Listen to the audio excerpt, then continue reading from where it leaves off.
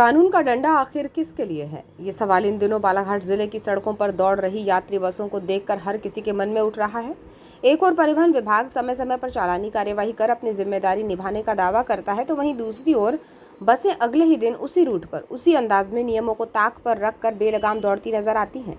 यदि कार्यवाही के बाद भी व्यवस्था में कोई बदलाव नहीं आता है, तो फिर सवाल उठना लाजमी है कि आखिर कार्यवाही जो है पालन कराने के लिए है या केवल सरकारी आंकड़ों का पेट भरने के लिए बालाघाट जिले में परिवहन विभाग इस तरह का काम कर रहा है। वर्षों से बिना परमिट अथवा परमिट की शर्तों का उल्लंघन कर संचालित हो रही बसों पर विभाग केवल कार्यवाही चालान तक ही सीमित रखता है।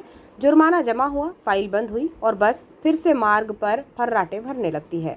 ऐसे में विभाग की कार्यप्रणाली पर सवाल उठना लाजमी है। सबसे अधिक चर्चा लांजी हैदराबाद मार्ग की हो रही है। वर्तमान में इस मार्ग पर दर्जन भर से ज्यादा स्लीपर बसों का संचालन किया जा रहा है। प्रतिस्पर्धा इस कदर बढ़ चुकी है कि बस संचालकों ने यात्रियों को लुभाने के लिए किराया कौड़ियों के भाव कर दिया है। लगभग 800 किलोमीटर की यात्रा के लिए केवल 500 रुपये तक किराया लिया जा रहा है। दूसरी ओर बालाघाट गोंदिया की लगभग 45 किलोमीटर की दूरी के लिए 85 से 90 रुपये और बालाघाट लांजी की लगभग 60 से 65 किलोमीटर दूरी के लिए 90 रुपये वसूले जा रहे हैं।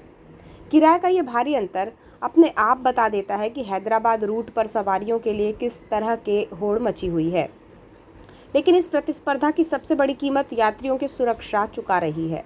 आरोप है कि कई बसों में एक क्षमता से अधिक सवारियां बैठाई जा रही हैं। स्लीपर बसों के नाम पर मानकों के विपरीत चल रही खटारा बसें खुलेआम सड़कों पर दौड़ रही है, लेकिन परिवहन विभाग की नज़र शायद उन तक नहीं पहुंच रही है। यदि पहुंच भी रही है तो कार्यवाही क्यों नहीं हो रही है, ये भी एक बड़ा सवाल है।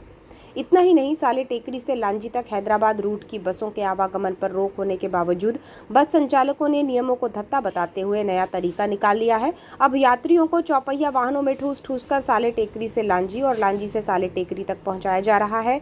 इन वाहनों में कई बार क्षमता से कहीं ज्यादा लोग बैठे होते हैं। ये न केवल मोटरयान अधिनियम का खुला उल्लंघन है, बल्कि यात्रियों की जान के साथ सीधा सीधा खिलवाड़ भी है। बावजूद इसके जिम्मेदार विभाग की खामोशी कई सवाल खड़े करती है। सबसे ज्यादा नुकसान उन छोटे बस संचालकों को उठाना पड़ रहा है जो वैध परमिट लेकर निर्धारित रूट पर बसें चला रहे हैं, समय पर टैक्स जमा कर रहे हैं, फिटनेस भी करा रहे हैं, बीमा करा रहे हैं और सभी सरकारी नियमों का पालन कर रहे हैं। लेकिन अवैध रूप से संचालित बसों और चौपहिया वाहनों के कारण उनके वाहनों में सवारियां नहीं मिल रही हैं। हालत ये हो गई है कि कई बस मालिक केवल डीजल जलाकर घाटे का कारोबार करने के लिए मजबूर है। जिले में ये भी देखने को मिल रहा है कि कई बसों का परमिट जिस स्थान तक जारी है वे वहां तक जाती ही नहीं।